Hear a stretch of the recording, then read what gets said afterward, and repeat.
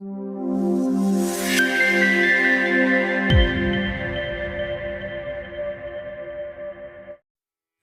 My dear friends and my lovely babies, कैसे हैं आप सब। आई होप आप सभी बहुत अच्छे होंगे। सो फ्रेंड्स, आज की हमारी कहानी का टॉपिक है एक कौवे की कहानी। आइए सुनते हैं मोटिवेशनल स्टोरी। एक बार की बात है, एक कौवा एक पेड़ पर बैठा था और बहुत उदास और परेशान था।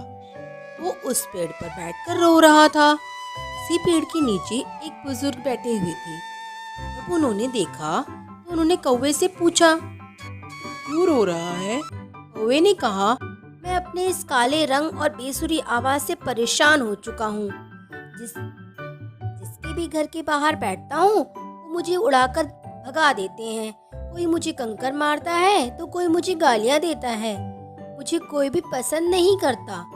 तब उन बुजुर्ग ने कौवे से कहा, तू क्या बनना चाहता है? बोल, मैं आज तुझे वही बना दूंगा। कौवे को लगा ये जरूर कोई ज्ञानी पुरुष है और आज जो भी वो बोलेगा वो उसे बना देंगे। फिर कौवे ने कहा, हे महात्मा, मैं हंस बनना चाहता हूँ। तो उन बुजुर्ग ने कौवे से कहा, मैं तुझे हंस तो बना दूंगा, लेकिन मेरी एक शर्त है कि तू पहले एक बार जाकर हंस से मिल ले।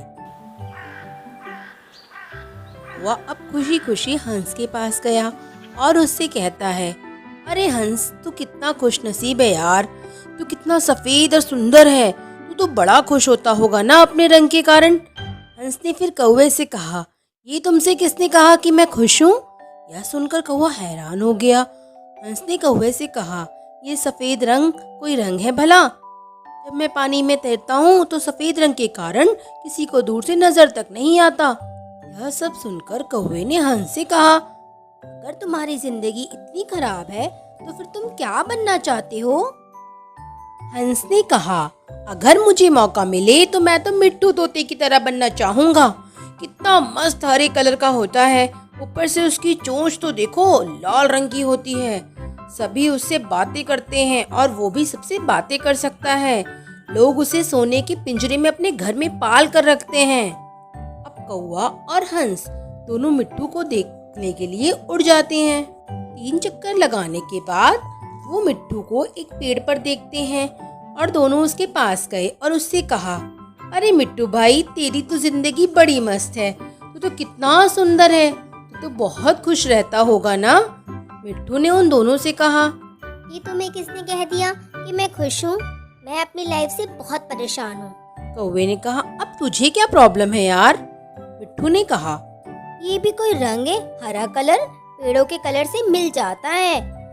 अब तुम खुद ही देख लो, तुम दोनों को मुझे ढूंढने के लिए 3 चक्कर लगाने पड़े और इस पेड़ पर बैठा हुआ मैं तुम्हें दिखा तक नहीं। अब कौवे ने फिर तोते से कहा, फिर तुम क्या बनना चाहोगे? तो तोते ने कहा, अगर मुझे मौका मिले तो मैं तो मोर के जैसा बनना चाहूंगा, रंग बिरंगा खूबसूरत।